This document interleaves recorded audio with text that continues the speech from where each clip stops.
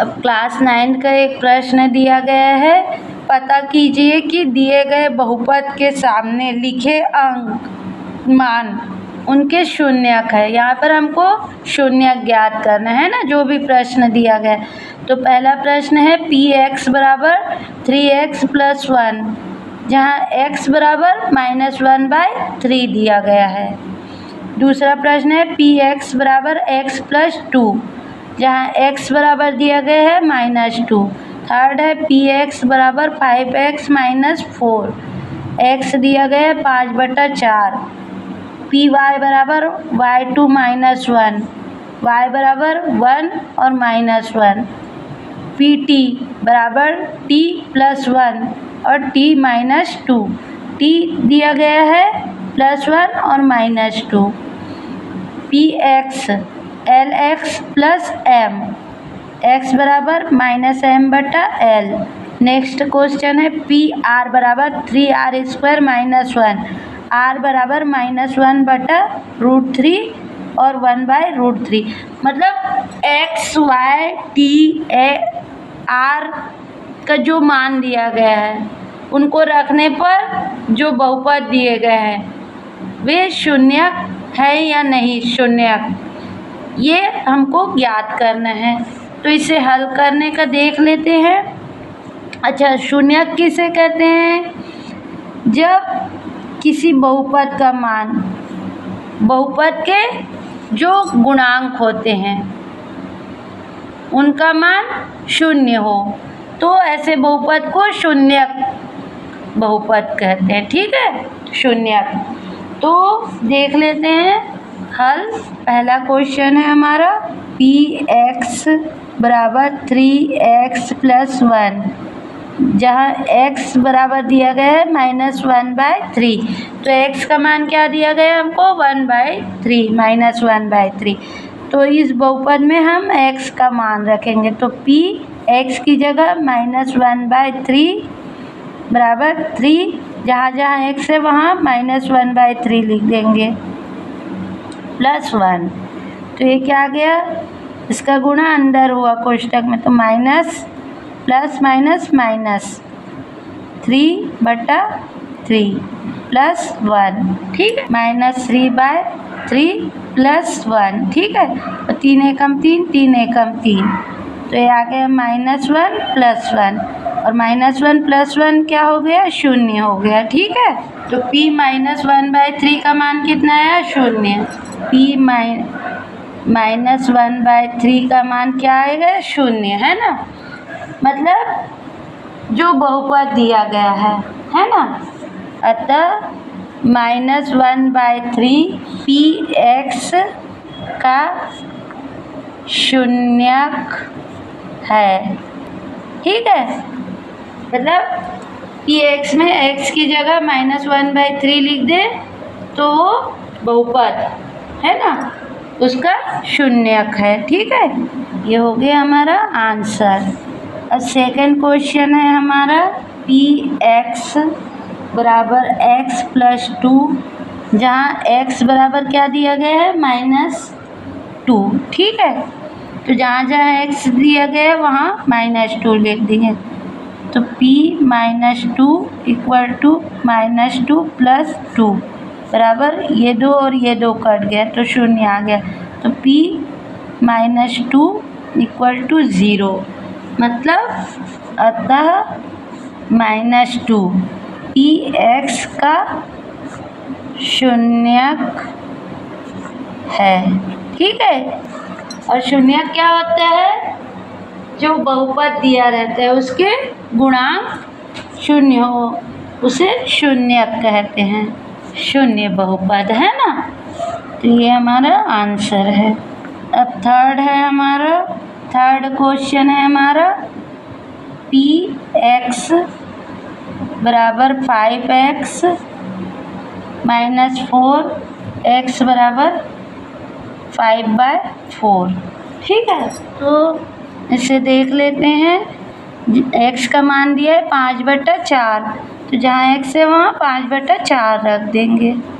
5/4 बराबर 5 × 5/4 ऋण 4।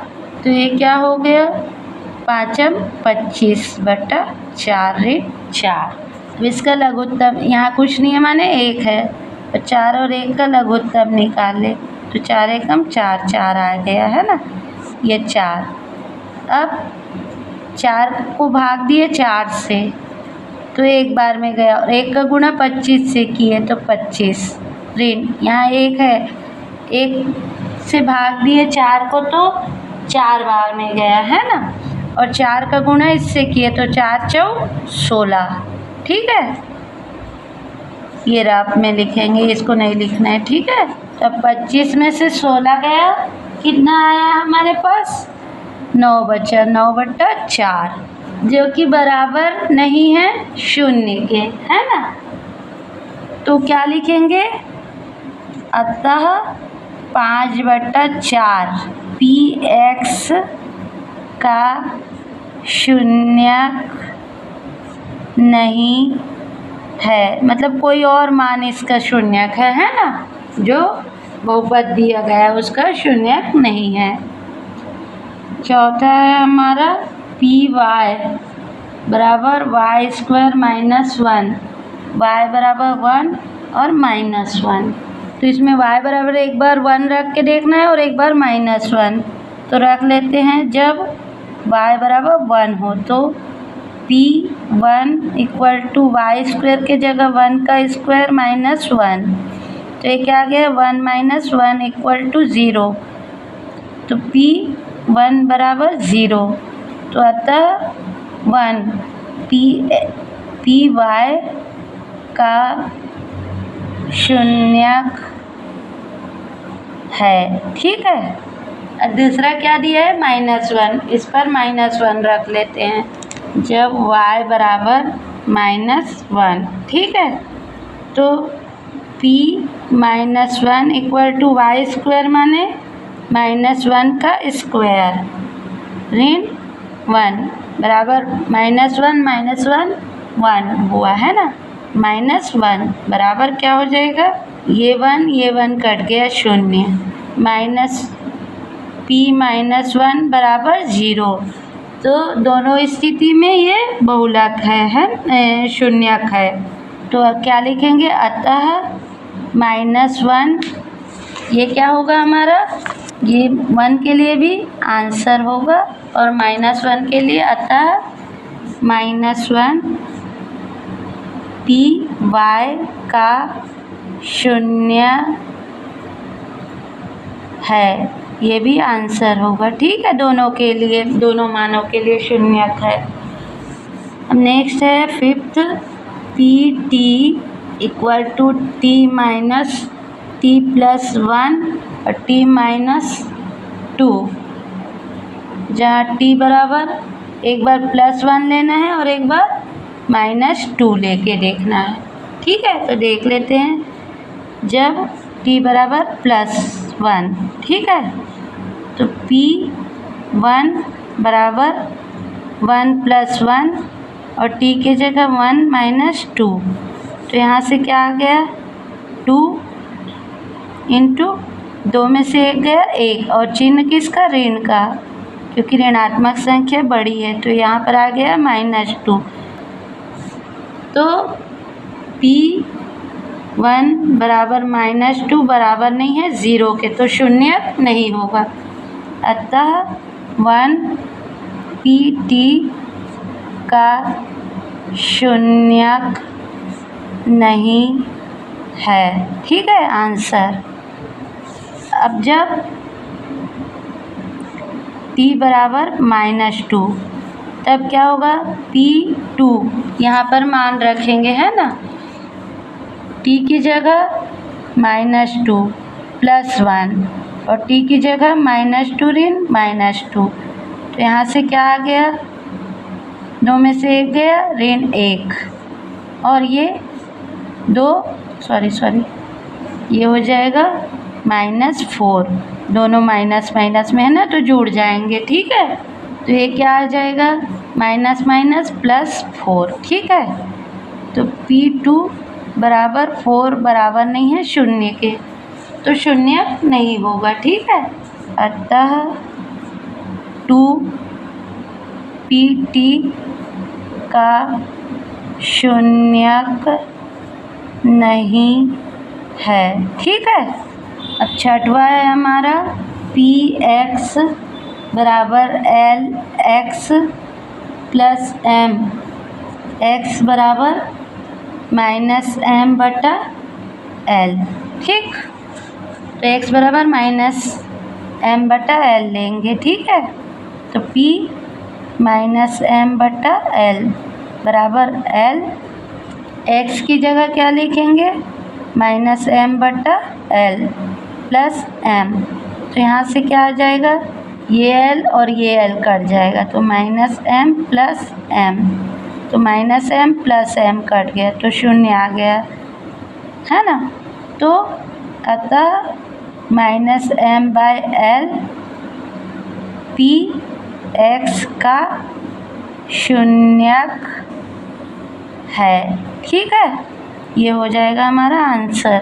सातवां है हमारा Pr बराबर 3r स्क्वायर -1, r बराबर -1/√3, 1/√3। ठीक है, इसमें r की जगह -1/√3 लेंगे, एक बार 1/1/√3। तो जब r बराबर -1/√3 तो P -1/√3 इक्वल टू 3 -1/√3 का स्क्वायर -1। तो ये क्या आ जाएगा, ये आ जाएगा 3 और 1/1 का -1 का स्क्वायर अपॉन √3 का स्क्वायर, ऐसा भी लिख सकते हैं -1, है ना। तो ये आ जाएगा -1 गुणा होगा तो 1 आएगा और 1 का गुणा 3 से होगा तो 3। ठीक है, और वर्गमूल का मतलब होता है हाफ, है ना। तो 3 1/2 गुणित 2 ऋण 1, तो आ जाएगा 3 ये 2 कट जाएगा 3/3 ऋण 1। ठीक है, और ये 3 कट गया तो आ गया 1 - 1, तो 1 और ये 1 कट गया तो 0 आ जाएगा। तो P -1/3 बराबर 0, अतः क्या होगा, अतः -1/3 Pr का शून्यक है। ठीक है, अब जब r बराबर 1/√3 तो देख लेते हैं P 1/√3 इक्वल टू 3r², मतलब 1/3 का √3 का वर्ग ऋण 1। तो यहाँ से क्या हो गया, 3 और 1 का गुणा 1 होगा तो 1। ठीक, तो 3 आ गया, और वर्गमूल के साथ होगा तो वर्गमूल का हाफ गुणित 2 ऋण 1। तो यहाँ से आ गया 3/2 कट गया 3/3 ऋण 1, तो ये 3 एकम कट गया तो 1 ऋण 1, ये कट गया तो 0। ठीक है, तो P 1/√3 बराबर 0, अतः क्या होगा, अतः 1/√3 Pr का शून्यक है। ठीक है, तो इस तरह से आप शून्यक निकाल सकते हैं दिए गए बहुपद का। ठीक है।